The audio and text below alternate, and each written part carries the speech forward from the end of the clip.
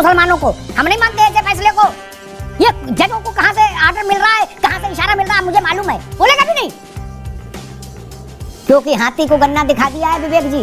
अब छीनोगे तो मामला और गड़बड़ा जाएगा। आधा आकलन आपका होगा कि सपा और बसपा के बीच में एक वर्ग विशेष का जो डिवीजन की आपने बात करी, वोट के डिवीजन होने की, ऐसा भी कुछ नहीं हो रहा है। 1 मिनट, साक्षी ने 10 बयान गलत दिए, साक्षी के खिलाफ मुकदमा करो जाके। लेकिन मैं पूछ रहा हूँ, ममता जी ने ये बोला, इसमें संविधान को लोकतंत्र दुबरा हुआ या मोटा हुआ, ये मैं समझना चाह रहा हूँ, क्योंकि आप लोग तो आजकल संविधान किताब भी तो लियो ना हाथ में। नमस्कार दोस्तों, स्वागत है द भारत डिबेट शो में। दोस्तों आज के डिबेट काफी मजेदार होने वाला है, इसलिए आप लोग से अनुरोध है कि डिबेट को अंत तक देखिएगा। दोस्तों आज के डिबेट में कांग्रेस की प्रवक्ता के अमिताभ अग्निहोत्री सर ने अच्छी तरह से बैंड बजाई है, क्योंकि आज के डिबेट में कांग्रेसियों का कहना था कि SC/ST का आरक्षण काट के हम मुस्लिमों में बांट देंगे। इस पे अमिताभ अग्निहोत्री सर ने किस तरह से इन लोगों की क्लास लगाई है, सो आप लोग डिबेट को खुद से देखिए। चलिए शुरू करते हैं। तो जबरदस्ती आप कॉन्सेप्ट क्यों उसमें डाल रहे हैं कि मुसलमानों में भी SC OBC other backward classes ये सनातन में होते हैं, हिंदुओं में होते हैं। तो आप इनके धर्म गुरुओं से जब आरक्षण लेना होगा तब तो जी OBC भी है, दलित भी है, सारी चीजें मुस्लिम में आप और वैसे जब बात होगी तो टीवी पे चिल्लाएंगे मुसलमान तो मुसलमान है जी, कौन बोलता है हम बच्चे नहीं है। ठीक है मिश्रा जी, मैं विवेक जी के पास चलूं, फिर आनंद जी के पास। उससे पहले एक बात को, एक बड़ी बुनियादी बात उठाई है AK मिश्रा जी ने। जब हिंदू धर्म को लांछित करना हो, अपमानित करना हो, तो कहो कि इनमें 7-6 जातियां, खंड खंड है पूरा सनातन, कोई किसी का छुआ खाता नहीं, कोई किसी का छुआ पानी नहीं पीता। हमारे यहां कोई छुआछूत नहीं, जात नहीं, सब बराबर, सब अल्लाह के बंदे। अच्छा जी, और जब आरक्षण मांगना हो तो इतनी लंबी लिस्ट। ममता जी ने 71 नई जातियां ऐड की थी, राज्य को अधिकार दिया। राज्य को अधिकार भी नरेंद्र मोदी की उसमें ही मिला, जब संवैधानिक दर्जा दिया गया OBC कमीशन को, कि राज्य उसमें जातियों को इनकॉर्पोरेट कर सकता है। ममता जी को 71 नई OBC जातियां इनकॉर्पोरेट करनी थी, उन्होंने उसमें से 65 मुस्लिम जातियां ले ली और 6 में हिंदू दे दिए, जबकि वहां 65% हिंदू है। खेल समझ रहे हैं ना आप? उसी को हाई कोर्ट ने निरस्त कर दिया। अब हाय मची है, कहीं हम कोर्ट की भी नहीं मानेंगे, कोर्ट की भी ईंट से ईंट बजाएंगे। पहले तो यही कहा जाता था कि भाई हिंदू धर्म में जाति व्यवस्था की खराबी है, ईसाईयत और इस्लाम में जाति व्यवस्था नहीं, सब बराबर। तो जब सब बराबर, तो आरक्षण की तो बात ही तब की थी कि जहां असमानता रही है वहां के लिए आरक्षण हो। खैर, ये इसका सैद्धांतिक पहलू है। अब आज हम लोग प्रैक्टिकल पहलू पे बात करें, पॉलिटिकल। विवेक जी, आप लोगों की भी मौन सहमति है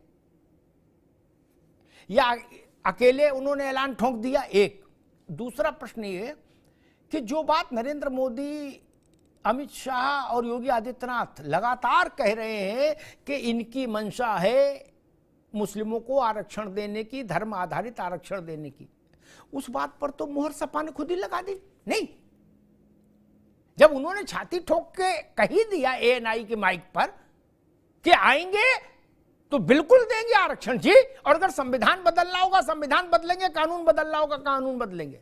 विवेक जी। जी अमिताभ जी, ये उन्होंने चुनावी जनसभा में ये बात कही, उन्होंने चुनावी जनसभा में बात कही। वो पार्टी के गठबंधन के पूर्व सांसद हैं, तो उनके बयान को कोई एक चुनावी बात उन्होंने कह दी, वहां पे ना कोई मांग की बात थी, ना उन्होंने अपनी एक बात कही, इतने तफसील में नहीं गए।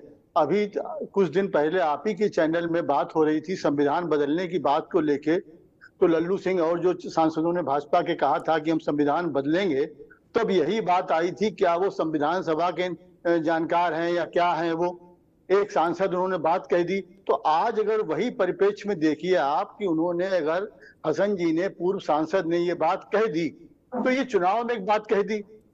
और दूसरा आपको याद होगा कि 2014 के बाद अमित शाह जी ने किस तरह कहा था नरेंद्र मोदी जी के बयानों को लेकर कि चुनाव में तो जुमलेबाजी हुआ करती है। तो ये सब चीजें भी ध्यान में रख के आप देखिए ये, दूसरा, आप खुद ही स्पष्ट आपने कर दिया कि अगर कोई ऐसी मंशा होती तो इंडिया गठबंधन इस बात को प्रथम चरण से लेके चलता, इस स्टैंड को। लेकिन ऐसा कुछ नहीं था। ये एक सिर्फ उन्होंने अपनी एक चुनावी उसमें एक भाषण देने में ये बात उन्होंने कह दी ऐसा करेंगे, लेकिन उनके कह देने से ये कोई न मांग हो जाती है, ना इस पे कोई कानून बनने की बात है, ना किसी पार्टी की लाइन हो जाती है। ये तो आज उस परिप्रेक्ष्य में चीज को आप देखिए, ये और ना कहीं से ये हो रहा है। आपने भी हमसे आधा आकलन आपका होगा कि सपा और बसपा के बीच में एक वर्ग विशेष का जो डिवीजन की आपने बात करी, बोर्ड के डिवीजन होने की, ऐसा भी कुछ नहीं हो रहा है। देश का हर वर्ग समझ रहा है कि ये चुनाव पिछले चुनावों के तरीके से नहीं, ये खास चुनाव है, ये देश के चुनाव है, इसमें हमारे आपके बच्चों का भविष्य दांव पे लगा हुआ है। तो इन सब बातों को देख के इस चुनाव में कहीं पे भी इस तरह का वोट नहीं पड़ रहा है। और ऐसा कुछ अगर होता तो शायद ये पहले चरण से, आपने भी कहा, हम भी बात दोहरा रहे हैं आप, ठीक है, ये प्रथम चरण से हम लेके इसी थीम पे चलते हैं। ठीक बातें उठती हैं। सुबह से पूरे देश में चर्चा है, जमीन आजमगढ़ की, गला एसटी हसन का। ये भी दोनों चीजें कुछ कहती है। ये फर्रुखाबाद में बुलवा लेते, जैथरम बुलवा लेते, एटा में बुलवा देते, मैनपुरी में बुलवा देते। आजमगढ़ क्यों चुना? हमको नहीं पता आजमगढ़ क्या है। अरे भाई, हमको भी पता है आजमगढ़, ऐसा थोड़ी ना आप ही लोगों को पता है आजमगढ़। और कंठ एसटी हसन का क्यों चुना? अरविंद सिंह गोप से क्यों नहीं कहलवाई बात? और जो एक बात विवेक भाई ने कही कि नहीं वो तो जैसे बच्चे नहीं बोल देते, उस टाइप का मामला है। ठीक है, तो जो चाचा लोग थे, बुजुर्ग थे, वो खंडन कर देते, सुबेरे 7 बजे ठोक देते खंडन। खड़गे जी भी और अखिलेश जी भी, कले से खत्म हो जाता। कहते गर्मी ज्यादा थी, इनके दिमाग में गर्मी चढ़ गई, एसटी हसन की इतनी हैसियत नहीं, खत्म करो खेल, टाटा बाय बाय, खटाक। कोई बोला नहीं, बोलेगा भी नहीं, क्योंकि हाथी को गन्ना दिखा दिया है विवेक जी। अब छीनोगे तो मामला और गड़बड़ा जाएगा। और बसपा, हमको मालूम है जन्नत की हकीकत क्या है। जब 19 में गठबंधन था ना, आंकड़ा मुझे एग्जैक्ट तो नहीं याद, लेकिन बसपा ने इसी पूर्वांचल में अच्छी सफलता प्राप्त की थी अखिलेश यादव के मुकाबले। और इसी आजमगढ़ में ये बात हमारे विवेक भाई ने कही कि नहीं सरल भाषा में समझ लीजिए, उसको गंभीरता समझ लीजिए। अब बता देता हूं अपनी स्मृति से, हम हाईकोर्ट के फैसले को नहीं मानते। हमारे यहाँ ओबीसी में आरक्षण मिलता रहेगा मुसलमानों को, हम नहीं मानते ऐसे फैसले को। ये जजों को कहां से ऑर्डर मिल रहा है, कहां से इशारा मिल रहा है, मुझे मालूम है। ममता बनर्जी ने कहा, कहां आप कह रहे कि घुमा दिए उनकी बात को? उनकी बात को घुमाएंगे तब तो जाने कहां पहुंच जाएगी, बिना घूमे इतनी तीखी है। नहीं देखिए, ये है, आप देखिए कि फैसले को ना मानेंगी तो ना मानने का मतलब ये है कि हम सुप्रीम कोर्ट में अपील करेंगी। कोई आदमी हाई कोर्ट के न्यायपालिका के फैसले को कैसे, ये उस संदर्भ में बात देखिए, बात को ये वैसे नहीं कहा। अब इस तरह के बयान अगर आप देखते हैं तो साक्षी महाराज ने इस तरह के बयान, या भाजपा के तमाम सांसदों के इस तरह के बयान, साक्षी मुख्यमंत्री है, तो साक्षी मुख्यमंत्री है, वो फाइल साइन कर रहे हैं। नहीं देखिए, एक जो संवैधानिक उस पे पद पे है, चाहे सांसद हो या मुख्यमंत्री हो, ना आप गलत हैं, आप गलत हैं। बयान नहीं दे सकते। नहीं, सांसद विधायक अलग है, मुख्यमंत्री प्रधानमंत्री अलग है। गलत इंप्रेशन क्रिएट नहीं करिए। संविधान में बिल्कुल दोनों के कार्य अलग है, मर्यादा अलग है।